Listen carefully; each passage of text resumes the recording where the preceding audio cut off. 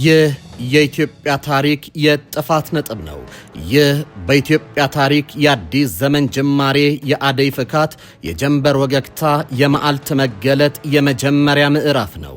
ይህ የሀገሪቱ ምሰሶና ካስማን የነቀነቁ፣ ብሔራዊ ጥቅሟን አሳልፈው የሰጡ፣ ብሔራዊ ቅራኔን እየፈጠሩ በተቃርኖ ጡዘት ሽብልቅ እያስገቡ ቅራኔን ያሰፉ ኃይሎችን አንገት ያስደፋ የዘመን ክስተት ነው። ዛሬ በኢትዮጵያ ታሪክ ውስጥ አይደፈሩም የተባሉት ተደፍረዋል። የኢትዮጵያ መጻኢ ብሩህ ቀንን ለሚናፍቁ ሀገር ንጋት ላይ መሆኗን አብስራለች። ህዳሴ ግድቡ ከሞት ተቀስቅሷል። የጥልቁ መንግስት ዲፕ ስቴት አካላት ግድቡን የዘርፊያቸው ማዕከል ያደረጉበትን አስከፊ ታሪክ ሽሮ ግድቡ በአመራር ብቃት በልዩ ክትትልና የሀገርን ክብር አጽንቶ ለፍጻሜ በቅቷል። ትናንት ምክክር ያስፈልገናል ሲባል ማን ከማን ተጣልቶ በሚል ስላክ ሲሳለቁ የነበሩ አካላት ሀገር በምክክር ስትጸና ድንኳኖቿም ሲቆሙ እየተመለከቱ ነው። የባህር በሩን ለባዕዳን በሴራ ሰጥተው የኢትዮጵያ ሀገራዊ ኩራትን ማቅ ያለበሱት ሄደው የባህር በር ጥያቄን ዋሽተው የሀገር ክብርን ለመመለስ በወሰኑ የቁርጥ ቀን የሀገር ልጆች ተተክቷል። ጋናዩ ደራሲ አይክዌ አርማ ቆንጆቹ ገና አልተወለዱም በተሰኘው መጽሐፉ በዘመን ጭቃ ውስጥ ተዘፍቆ ንጣትን ከጽልመት ማቅ ውስጥ ተተብትቦ ደግሞ ፍካትን ይናፍቃል። ደራሲው ከቀኝ ግዛት ነጻነት ማግስት ስለተኮለኮሉት የባርነት ቀናት እያወሳ ይተግሳል። የነጻነት ባሮቹንም ብሎም በቁጭት ይብሰከሰካል። ሆኖም ተስፋ አልቆረጠም። ነገ ቆንጆቹ ሲወለዱ እውነተኛውን ነጻነት ያጎናጽፉናል ብሎ ያምናል። በዚህ የአይክዌ አርማ አውድ የቀኝ ገዢዎች የጥላቻ ጥላ፣ የባዕዳን የክፋት በትርና የባንዳዎች ሸፍጥ ተደምረው የኢትዮጵያን ክፉ ቀናትን አዋልደዋል። ከባህር ገፍቷትም ነበር። ከትናንት እስከ ዛሬ የኢትዮጵያ መከራና ድል፣ ሕመምና ትንሣኤ ሲጨለፍ የኖረው ከሁለቱ ውሃዎች ከአባይና ከቀይ ባህር ነው። የሀገሪቱ ብርቱና ጽኑ ቀናት የባህሩን ግርጌ ተንተራሰችባቸው የክብር ዘመናት ነበሩ። ጠላቶቿ ከባህሩ ሊያርቋት ሲታገሉ፣ እርሷ ደግሞ ወደ ቀደመ ርስቷ ለመመለስ ስትጥር የኖረችበት የዘመናት እውነትም ከዚህ የተለየ አይደለም።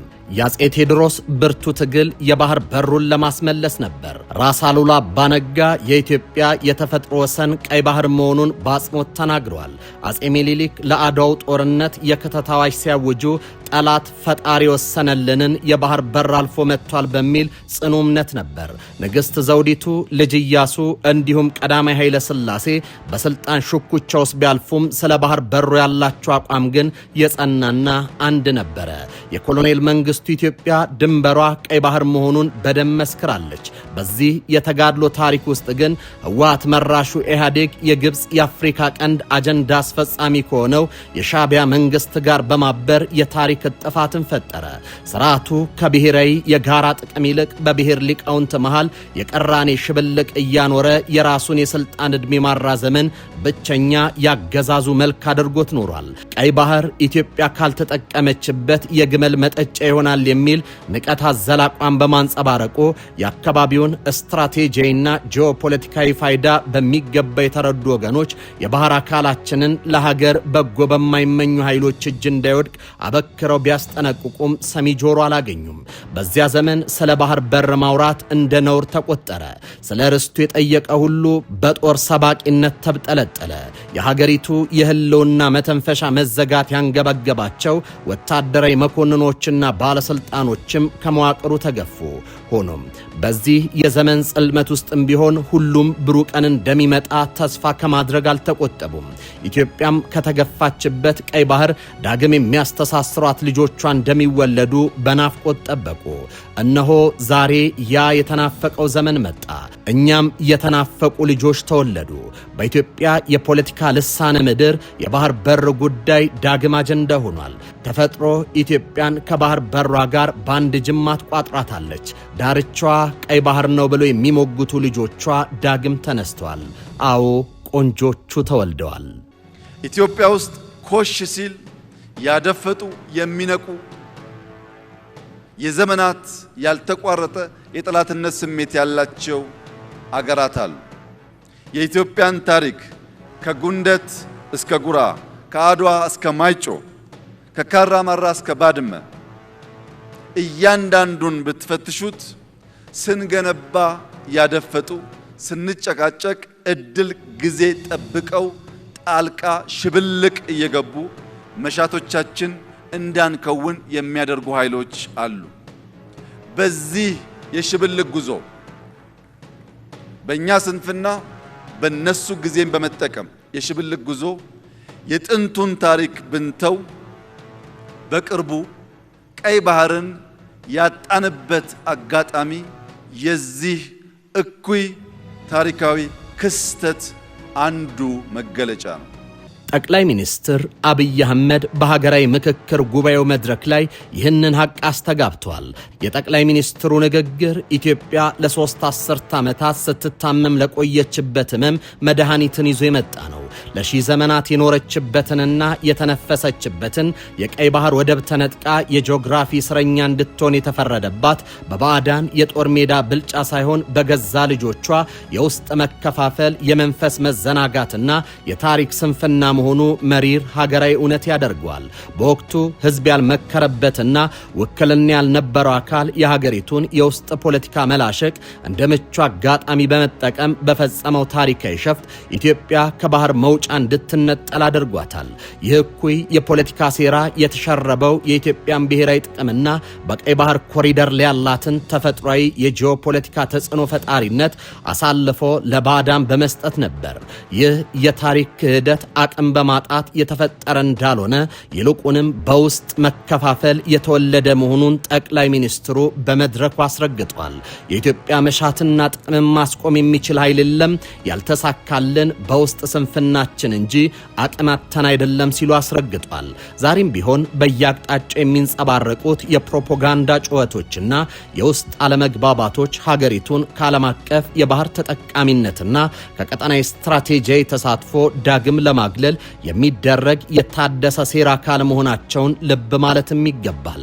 የትናንቱ ስህተት ዛሬም በሌላ መልክ እንዳይደገም የችግሩ ምንጭ ከስረ መሰረቱ መንቀል የግድም ይለዋል። ሆኖም ኢትዮጵያ ፈተናን ተሻግራ የምትጸና የዘመናት ባለቤት ናት። ያንን የጥፋት አዙሪት ሰብሮ ለመውጣትና ሀገረ መንግስቱን በአስተማማኝ መሰረት ላይ ዳግም ለመገንባት አሁን የተጀመረው ሀገራዊ የምክክር መድረክ ትልቅ የታሪክ ምዕራፍ ሆኗል። ይህ መድረክ የባለፈው ስንፍናችንን የምናርምበት፣ በልዩነቶቻችን ላይ የጋራ መግባባት ድልድይ የምንሰራበትና የነገዋን ጽኑ ኢትዮጵያ የምንቀርጽበት የንጋት ደወል ነው ያሉት ጠቅላይ ሚኒስትር አብይ መላው ህዝብ ይህንን ጂኦፖለቲካ እውነታ በንቃት በመረዳት ከስሜታዊነት በጸዳና በአንድነት መንፈስ ለኢትዮጵያ ብሔራዊ ጥቅም ጠበቃ ሊሆን ይገባል ብለዋል። በጋራ ስንቆም ቀይ ባህርን ጨምሮ ያጣናቸውን ስትራቴጂያዊ ተጽዕኖቻችንን በሰላምና በፖለቲካዊ ጥበብ ማስመለስ የምንችልበት አቅም እናዳብራለን ብለዋል። ጠቅላይ ሚኒስትር አብይ አህመድ ታሪካዊውን ሀገራዊ የምክክር ጉባኤ በይፋ ባስጀመሩበት መድረክ ላይ የኢትዮጵያ ፖለቲካ ለዘመናት ሲጓዝበት የቆየውን በኃይል ቃል ተጀምሮ በኃይል እርምጃ የሚደመደም አውዳሚ አዙሪት ለመስበር የሚያስችለውን ወርቃማ ድል መፈጠሩንም አብስረዋል። ኢትዮጵያ የራሷን አዲስ ታሪክ በገዛ እጇ እንድትከትብ የሚያስችላትን ብዕርና ብራና ያገኘችበት ታሪካዊ ምዕራፍ ላይ መሆኗን በአጽንኦት የገለጹት ጠቅላይ ሚኒስትሩ በመቶ ሺዎች የሚቆጠሩ ዜጎችን በማሳተፍ ከታች ወደ ላይ በተዘረጋ የህዝብ ድምፅ ላይ የተመሰረተው ይህ የውይይት መድረክ በቀጣዮቹ ሳምንታት 4000 የሚጠጉ ተሳታፊዎችን በአንድ ጣራ ስር እንደሚያሰባስብም አስታውቋል። የጠቅላይ ሚኒስትሩ ንግግር ጊዜያዊ ፖለቲካ ክንውንን ከማብሰር ባለፈ የሀገሪቱን የፖለቲካ ታሪክ፣ የልሂቃንን ስብራትና የወደፊት ተስፋን በጥልቅ የፈተሸ ነው። በተለይም ኢትዮጵያ አዲስ ታሪክ ለመጻፍ ብዕርና ብራና አግኝታለች የማለታቸው እውነት የውጭ አጋፋሪዎችንና አስታራቂዎችን ሳንጠብቅ የራሳችንን ዕድል በራሳችን መወሰን አለብን የሚል ጥልቅ የሉዓላዊነት በራስ አቅም የመንተራስ እውነትን ያጸና ነው። የውጭ ኃይሎች ጣልቃ ገብነት የሚመነጨው ከውስጥ መከፋፈል በመሆኑ የውስጥ እርቅ ትልቁ የሉዓላዊነት መከታ መሆኑን በንግግራቸው አስምረውበታል። ከዚህ በተጨማሪም ተሳታፊዎች ከሰፈር አስተሳሰብ እንዲወጡ የቀረበው የጠቅላይ ሚኒስትሩ ጥብቅ ማሳሰቢያ የሀገሪቱን የፖለቲካ ምህዳር የቃኘውን ጠባብ የብሔርና የጎጥ ፖለቲካን የሚሞግት ነው። የምክክሩ ስኬት የሚለካውም ተሳታፊዎች መሪዎች የየራሳቸውን የመንደር ትርክት ወደ ጎን ትተው የነገውን ትውልድ መጻኢ ዕድል ታሳቢ ላደረገ ሀገራዊ አጀንዳ ቅድሚያ መስጠት ሲችሉ ብቻ መሆኑን ያመለክታል። የኢትዮጵያ ፖለቲካ ለዘመናት የኃይልና የሴራ መጫወቻ ሆኖ መቆየቱን ተከትሎ አሁን የተፈጠረው መድረክ ይህንን የአሸናፊ ተሸናፊ የታሪክ ምዕራፍ በመዝጋት የሰላማዊ የስልጣን ሽግግርና የጋራ መግባባት ባህልን ለማስረጽ የተወጠነ መሆኑን የፖለቲካው ሂደት ያሳያል። የፖለቲካ ልሂቃን ብቻቸውን ከላይ ሆነው የሚወስኑበትን ልማድ በማስቀረት የህዝብን ትክክለኛ የልብ ትርታ ለማዳመጥ የተደረገው ይህ ጥረትም የሀገሪቱን የፖለቲካ አቅጣጫ ሊቀይር የሚችል ተቋማዊ እርምጃ ነው። ይህ ሀገራዊ የምክክር መድረክ ጠቅላይ ሚኒስትር አብይ እንደገለጹት ኢትዮጵያ የገጠሟትን ፈተናዎች ወደ መልካም አጋጣሚ ለመቀየር የተዘረጋ የድነት ገመድ ሲሆን ዛሬ የሚዘራው የውይይትና የይቅርታ ዘር ነገ ትውልድ የሚያርፍበትን ጠንካራ ሀገራዊ ጥላ ለመገንባት የማዕዘን ድንጋይ ሆኖ የሚያገለግል ይሆናል። በኢትዮጵያ ሰማይ ላይ ለሚያንዣብቡ አሞሮች ያለኝ መልእክት ከብቱን መርጠን የምንገዛ እኛ ነን። የቅርጫውን ባለቤት የምንወስን እኛ ነን። የተረፈንን የማንፈልገውን ካልሆነ በቀር የትኛውም አሞራ በጉልበት ከየትኛውም ቅርጫ መደብ ላይ አንዲት ኪሎ ስጋ መውሰድ እንደማይችል ላረጋግጥላቸው እፈልጋለሁ። ስንፈልግ ስንወድ ለማጋራት ዝግጁ ነን። ከፍቃዳችን ውጭ ግን ለሺህ ዓመታት የኖረች የጸናች ኢትዮጵያ በቀላሉ በማይበጠስ ክር በማይበጠስ ገመድ የተሰናሰለች ኢትዮጵያ አሁን ባለው ፕሮፓጋንዳ ትዘናጋለች፣ ጥቅሟን አሳልፋ ትሰጣለች ብሎ መገመት ከንቱ ምኞት ስለሆነ ከወዲሁ የኛን ታሪክ በትክክለኛው መንገድ አገላብጣችሁና አውቃችሁ ቀልባችሁን በመመለስ ለጋራ ጥቅም በጋራ እንድንሰራ ጥሪዬን ላቀርብላችሁ ፈልጋለሁ። የኢትዮጵያ ሀገራዊ ምክክር ኮሚሽን ዋና ኮሚሽነር ፕሮፌሰር መስፍን አርአያ በታሪካዊው የምክክር ጉባኤ መክፈቻ ስነ ስርዓት ላይ ያስተጋቡት መልእክትም ሀገሪቱ ለዘመናት ከተዘፈቀችበት የፖለቲካ ዞሪት ለመውጣት የሚያስችል ብሩህ የተስፋ ጭላንጭል የፈነጠቀ ነበር። ዋና ኮሚሽነሩ ባደረጉት ጥልቅ ንግግር ምክክር ማለት ውብ የሆነውን የሀገር ብዝሃነትን ማጥፊያ ማሽን ሳይሆን ልዩነቶችን በሰለጠነ የፖለቲካ ቋንቋ ቻችሎና አከባብሮ በጋራ ለመኖር የሚያስችል ጽኑ ስርዓት መገንቢያ መሳሪያ መሆኑን በአጽንኦት አስምረውበታል። ከምስረታው አንስቶ እልህ አስጨራሽና ውስብስብ የዝግጅት ምዕራፎችን አልፎ እዚህ የደረሰው ኮሚሽኑ የተጣለበትን ሀገራዊ አደራ ከዳር ለማድረስ ቆርጦ መነሳቱን የሚያንጸባርቅ የመድረክ ማብሰሪያ መሆኑም አልፏል። ለዘመናት እንደ ዝገት የተከማቹ የፖለቲካ ጥያቄዎችና እልባት ያላገኙ ጥያቄዎች ዛሬም ድረስ የዜጎችን የሰላም አየር እያደፈረሱና የሀገርን የአንድነት ቋጠሮ እየፈተኑ መሆናቸውን የጠቆሙ ፕሮፌሰር መስፍን የሐሳብ ልዩነት መኖሩ በራሱ የዲሞክራሲ ሕይወት ጸጋ የማንነት መገለጫ እንጂ የችግር ምንጭ እንዳልሆነ ባንክሮ ገልጿል። ይልቁንም ትልቁ ማነቆና የችግሮች ሁሉ ስር እነዚህን የተፈጥሮና የፖለቲካ ልዩነቶችን በሰለጠነ የጠረጴዛ ዙሪያ ውይይት ከመፍታት ይልቅ በጉልበት በኩርፊያ በመገለልና በጠመንጃ ፈሙዝ ለማስተናገድ የሚደረገው አጥፊ ሙከራ መሆኑን በጥልቀት ተንትነዋል። ስር የሰደዱ ሀገራዊ ህመሞችን በኃይል እርምጃም ሆነ በጊዜያዊ የህመም ማስታገሻዎች አሊያም አግላይ በሆነ አካሄዶች በዘላቂነት መፈወስ እንደማይቻል የኢትዮጵያ ታሪክ በደም አሻራው በሚገባ አስተምሮናል። በመሆኑም ብቸኛው የመውጫ ቀዳዳ ታማኝ፣ ሁሉንም አሳታፊ፣ ግልጽና ሳይንሳዊ መሰረት ያለው ሀገራዊ ምክክር ማካሄድ ብቻ መሆኑንም አብራርተዋል። የተጀመረው ታላቅ ጉባኤም ዜጎች እርስ በርሳቸው በልብ እንዲደማመጡ፣ አንዱ የሌላውን የህመም ስሜት በጽሞና እንዲረዳ፣ እንዲሁም በየጊዜው እያመረቀዙ ሀገርን በሚያዳክሙ የታሪክ ጠባሳዎችና አፍራሽ ትርክቶች ፈውስ አግኝተው በጋራ ጣፈንታችን ላይ በአንድ ልብ እንድንስማማ ልዩ ዕድል የሚሰጥ ሀገራዊ የትንሳኤና የፈውስ መድረክ መሆኑን ኮሚሽነሩ ገልጸዋል። ዛሬ በዚህ አዳራሽ የተሰባሰብነው በታሪክ ምዕራፍ ላይ ስፍራን ለሚይዝ ታላቅ ጉዳይ ነው። ሕፃናቶቹም ታሪክን እንስራ ብለውናል።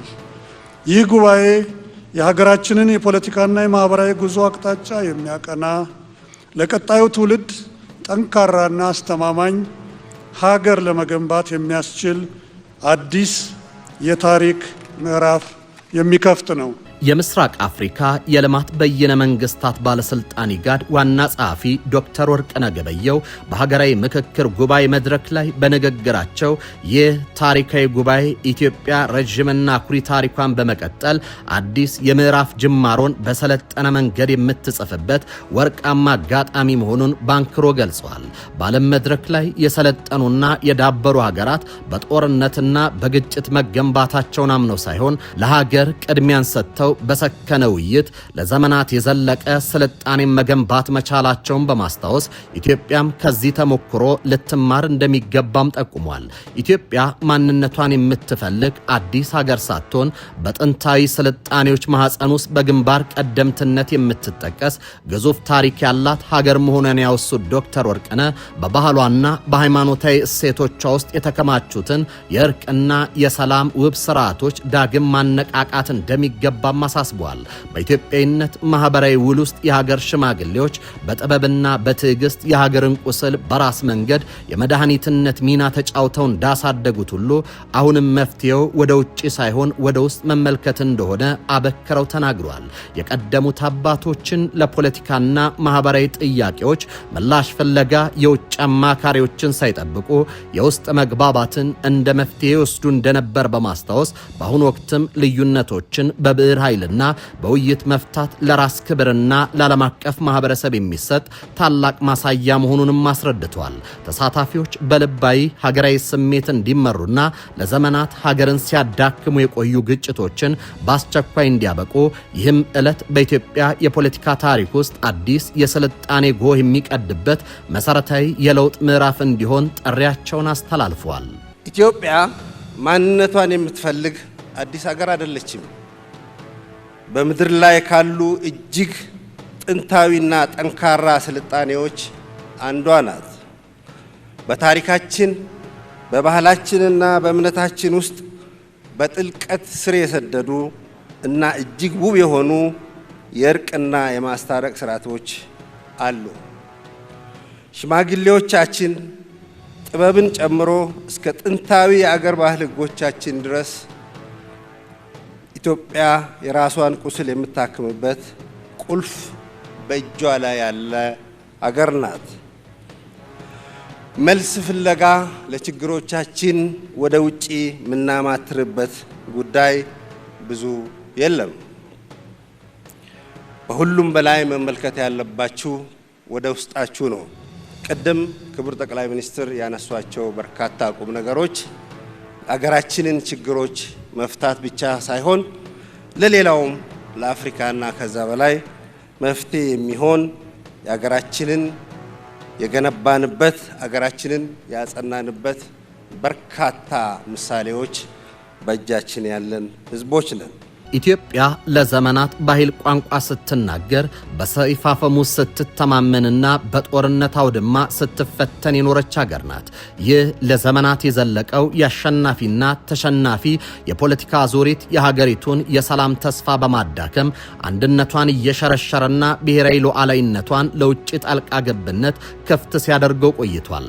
ዛሬ ኢትዮጵያ የገባችበት አዲስ የፖለቲካ ምዕራፍ ይህንን የቆየ ታሪክ ቁስል በምክክርና በምክክር ብቻ ለመሻር የምትሞክርበት ሀገረ መንግስቷን በውይይት ማጠንጠኛ ላይ ለማስቀመጥ የቆረጠችበት ወሳኝ ወቅት ነው። ምክክር ማለት በመንግስትና በህዝብ በሊቃውንትና በምሁራን በብሔሮችና በዜጎች መካከል የሚፈጠር የልብ ትርታ ነው። ይህ ሂደት ልዩነቶችን እንደ ጠላት ሳይሆን እንደ አንድ የሀገር ግንባታ አካል በመውሰድ በጋራ መፍትሄ ላይ ለመድረስ የሚያስችል የሰለጠነ የፖለቲካ መንገድ ነው። ኢትዮጵያ እንደ ሀገር እንድትጸና ዜጎቿ በነጻነትና በእኩልነት እንዲኖሩ የባለፈው የሰቀቀን ታሪክ ድጋሚ እንዳይከሰት ዋስትናው ጠመንጃ ሳይሆን የጋራ መግባባት ነው። የሀገር መሰረት የሚደላደለው በሰፈነ የሰላም ድባብ እርስ በርስ በመደማመጥና የጋራ ህልውናን አጀንዳ በማቀንቀንም ነው። በመሆኑም በምክክር የሚገኘው ሰላም ከማናቸውም የኃይል አሰራር በላይ ጠንካራ መሰረት አለው። ኢትዮጵያ በምክክርና በምክክር ብቻ ራሷን የምትገነባ ታሪኳን የምታድስና ወደ ብሩህ ተስፋ የምትሻገር ታላቅ አገር ናት። እናም ይህንን የውይይት መንገድ በጽናት መከተል ለሀገረ መንግስቷ ዘላቂነት የሚደረግ የህልውና አዋጅ ነው።